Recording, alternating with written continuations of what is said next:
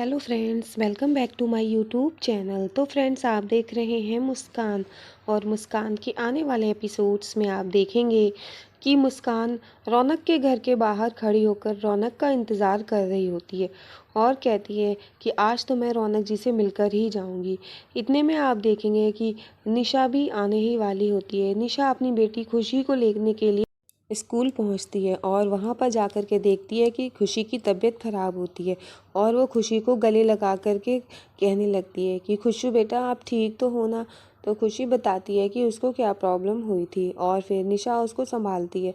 इधर आप देखेंगे कि मुस्कान को जब रोशनी की याद आती है तो वो घर पर जाकर देखती है तो इधर रोशनी बहुत गुस्सा होती है। वो कहती है, चली जाओ यहाँ से रेलगाड़ी, आप हमें छोड़कर चली गई थी ना, चली जाओ, आप बहुत बुरी हो, आप हमारे बाप की तरह ही बहुत गंदी हो। तो मुस्कान कहती है कि नहीं बेटा, हम आपको कहीं नहीं छोड़ के गए थे, हम आपको छोड़कर जा ही नहीं सकते हैं। और फिर वो ज़बरदस्ती गले लगा लेती है। रोशनी कहती है, छोड़ो, हमें नहीं गले लगना है, लेकिन मुस्कान कहती है कि नहीं, हम आपको नहीं छोड़ेंगे। और वो रोशनी को गले लगा लेती है, कस के पकड़ लेती है। फिर मुस्कान उसको जब छोड़ती है तो रोशनी पूछती है कि अच्छा रेलगाड़ी, तुम ये बताओ कहाँ थी? हमने कितना ढूंढा, हमने सब जगह ढूंढा, हमें कहीं नहीं मिली, आप कहाँ थी? तो फिर मुस्कान कहती है, हम आपको छोड़कर कहीं नहीं गए थे, हम आपको छोड़कर जा ही नहीं सकते हैं, हमें माफ़ कर दो। वो सॉरी बोलती है रोशनी को और फिर रोशनी रोने लगती है। फिर आप देखेंगे कि मुस्कान और रोशनी दोनों लोग साथ में होते हैं। मुस्कान रोशनी के आंसू पोंछती है और फिर रोशनी कहती है, आपको ज़रूर बाबूजी ने भेजा होगा। वो कहती है नहीं। इतने में आप देखेंगे बाबूजी आ जाते हैं और बाबूजी कहते हैं, देखा मिस्टी दोए, मैंने आपसे कहा था बेटा कि रेलगाड़ी आपको छोड़कर कहीं नहीं जा सकती, आप तो इंजन हो, इंजन। क्यों, सही कहा ना हमने मीरा बोस? और मीरा वहाँ पर चुप हो जाती है, कुछ नहीं बोलती है। और फिर रोशनी कहती है कि बाबूजी आप यहाँ पर कैसे? तो वो कहते हैं, हमें आपकी चिंता हो रही थी, इसीलिए हम आपसे मिलने चले आए, हम आपको देखने आए। छोटी हो क्या डाकू बनोगी? तो वो कहती हैं कि हम ऐसा ही करेंगे, अगर हम रेलगाड़ी को गोली मार देंगे तो फिर हम परेशान भी नहीं होंगे। और फिर बाबूजी कहते, इतना गर्म मत हो, और ये लो, हमें पता है आपका दिमाग कैसे ठंडा होगा, ये लो पैसे, और जाकर नीचे से आइसक्रीम खा लो जाकर के। और आप देखेंगे बाबूजी रोशनी को पैसे देते हैं और रोशनी से कहते हैं, बाज़ार में जाकर के आइसक्रीम खा लो। तो रोशनी वो पैसे ले करके कहती है, ठीक है बाबूजी, और वो वहाँ से जाती है। बाबूजी खुश हो जाते हैं और आप देखेंगे कि जैसे ही रोशनी वहाँ से जाती है और अब बाबूजी मुस्कान से कहते हैं कि आप कहीं नहीं जा सकती हो, हमें पता है। और आप देखेंगे रोशनी अपना बैग उठा करके पर्स उठाती है और तुरंत चली जाती है। और अब मुस्कान बाबूजी की तरफ आती है। वो ये कहती है, क्या रौनक जी आए थे? तो फिर बाबूजी कहते हैं, कौन रौनक जी? और अच्छा, तो तुम उसकी बात कर रहे हो, हमारे बेटे की? वो हमारा कोई बेटा नहीं है, अब हमारा उससे कोई खून का रिश्ता नहीं है।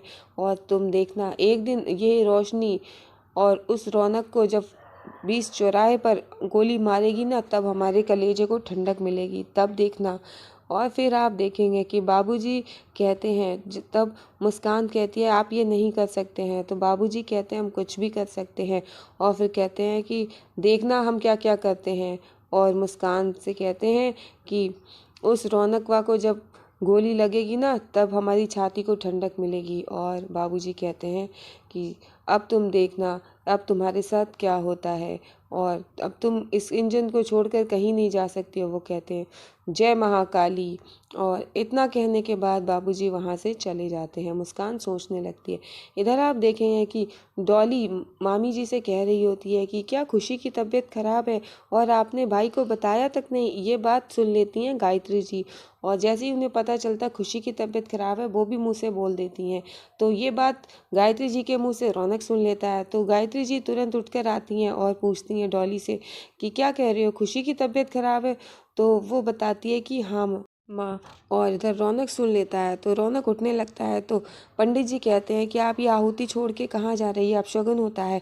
और रौनक सारी आहुति के लिए जो सामग्री होती है वो डाल देता है और कहता है, हो गई आहुति, सबसे पहले हमारी बेटी है, और जब हमारी खुशी की बात आती है तो और कुछ नहीं हमें दिखाई देता है, और फिर वहाँ से वो चल देता है। वो पूछता है तो गायत्री जी कहती हैं कि ये डॉली बता रही है कि खुशी की तबीयत खराब थी, तभी निशा गई है स्कूल में उसको लेने के लिए। अब तो रौनक को बहुत गुस्सा आ जाता है, मामी जी एकदम चुप खड़ी होती है। इतने में रौनक जैसे ही नीचे उतर के आता है तो निशा खुशी को लेकर आती है, और रौनक तुरंत खुशी को गोद में उठा लेता है। कहता बेटा आप ठीक तो हो ना? तो खुशी बताती है कि जैसे मेरे बर्थडे वाले दिन मुझे प्रॉब्लम हो रही थी, मुझे सांस नहीं आ रही थी, वैसे ही हो गया था। और वो कहते बेटा आप ठीक तो हो ना? और उसको गले लगा लेते। वो कहते हैं कि लो बेटा आपकी बड़ी माँ भी आ गई हैं, जाओ अपनी बड़ी माँ के साथ जाओ। और फिर वो बड़ी माँ के साथ खुशी को भेज देता है। और फिर रौनक निशा से पूछता है कि आपने मुझसे झूठ बोला, आपको कोई एलर्जी नहीं हो रही थी, आप खुशी को लेने के लिए स्कूल जा रही थी और आपने मुझसे झूठ बोला, मुझे बताया नहीं, और एक गलत किया आपने। और निशा कहती है वो आप पूजा पे थे इसलिए।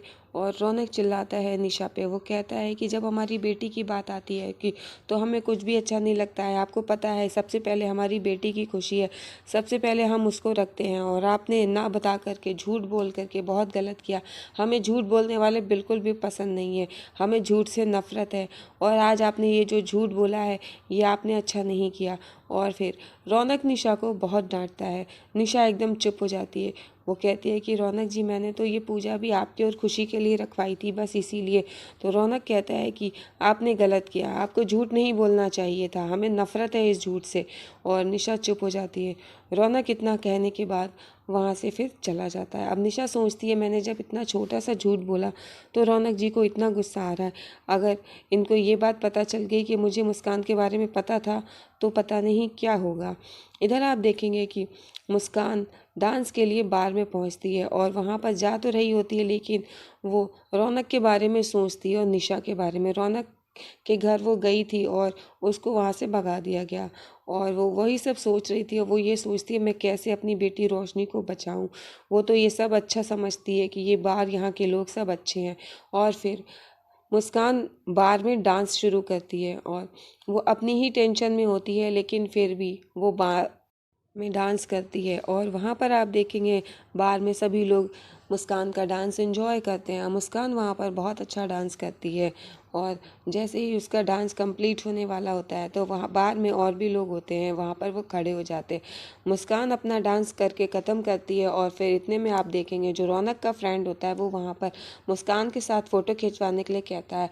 तो बार के जो गार्ड होते हैं वो रोकते हैं, जो बार में बॉडी गार्ड होते हैं वो ये कहते हैं कि यहाँ पर फ़ोटो लेने की परमिशन नहीं है। तो वो ये कहता है कि मैं इस डांसर को अपनी वेडिंग में बुलाना डांस करती हूँ, और लेकिन मैं किसी की शादी में जाकर के डांस नहीं करूँगी। तो बाबूजी कहते हैं बस इसका फ़ैसला हम करेंगे, आप नहीं। इधर आप देखेंगे कि निशा घर पहुँचती है और उसने मोहन भैया को बुलाया होता है। वो ये पूछती है कि मोहन भैया वो औरत आई थी, क्या बात हुई उससे, क्या कहा उसने? तो वो ये कहते हैं वो रौनक जी के बारे में पूछ रही थी और कुछ नहीं, और उसने ये चिट्ठी दी है वो मैं आपको देना भूल गया था। वो निशा को चिट्ठी देकर जाता है और निशा वो पढ़ती है, और निशा कहती है अगर ये रौनक जी के हाथ में लग गई तो मुझे तो घर से ही निकाल देंगे। इधर आप देखेंगे रौनक आ जाता है। निशा वो तुरंत चिट्ठी उठा करके अलमारी में सबसे ऊपर रख देती है। रौनक आकर के कहता है निशा से कि निशा जी मैंने आपके साथ बहुत गलत बर्ताव किया, मुझे आप पर इस तरह से नहीं चिल्लाना चाहिए था। आप भी खुशी की माँ हैं, आप उसके लिए अच्छा ही सोचेंगी, लेकिन आपको झूठ नहीं बोलना चाहिए था। और फिर रौनक निशा से सॉरी भी बोलता है। वो ये कहता है कि हमें माफ़ कर दीजिए। फिर निशा कहती है कि कोई बात नहीं। अब रौनक कहता है कि हम ये चाहते हैं कि हमारे लिए और सबके लिए खुशी की खुशी सबसे पहले होनी चाहिए। और निशा वहाँ चुपचाप खड़ी रहती है। फिर रौनक कहता है कि अच्छा ये बताइए कि आखिर खुशी के साथ हुआ क्या था? खुशी किसी ट्रॉमा में है, या उसको कोई परेशान करता है, या फिर आप बता रही थी स्कूल में किसी ने उसकी कॉपी फाड़ी, उसको बुली करता है। तो निशा कहती है कि नहीं, मैंने आपको बताया था ना, और फिर खुशी ने तो आपसे खुद कहा था कि स्कूल में उसे कोई प्रॉब्लम नहीं है, वो खुश है, वो नहीं स्कूल छोड़ना चाहती है। फिर वो पर्ची नीचे गिर जाती है चिट्ठी, और तुरंत रौनक वो उठा लेता है। अब निशा देखती है कि वो चिट्ठी रौनक के हाथ में होती है, और निशा वो चिट्ठी हाथ से लेना चाहती है, लेकिन रौनक वो चिट्ठी हाथ में पकड़े पकड़े बात कर रहा था। वो कहता है कि मैं चाहता हूँ कि खुशी को कोई प्रॉब्लम नहीं होनी चाहिए, जो भी उसकी प्रॉब्लम है वो सॉल्व होनी चाहिए। और फिर निशा वो चिट्ठी देख रही होती है। निशा कहती है कि आप मुझे ये चिट्ठी दे दीजिए और मैं इसको फेंक देती हूँ, ये कुछ नहीं, वैसे ही बेकार की चीज़ है। तो रौनक कहता है कि अच्छा। और फिर वो हाथ में पकड़ा होता है, वो देने ही वाला होता है, लेकिन वो फिर बात करने लगता है। फिर निशा वो मांगती है कि लाइए, ये कुछ नहीं, बेकार का कागज़ है, मैं डस्टबिन में डाल दूंगी। रौनक कहता है कि अच्छा। और रौनक वो देखने जा रहा होता है।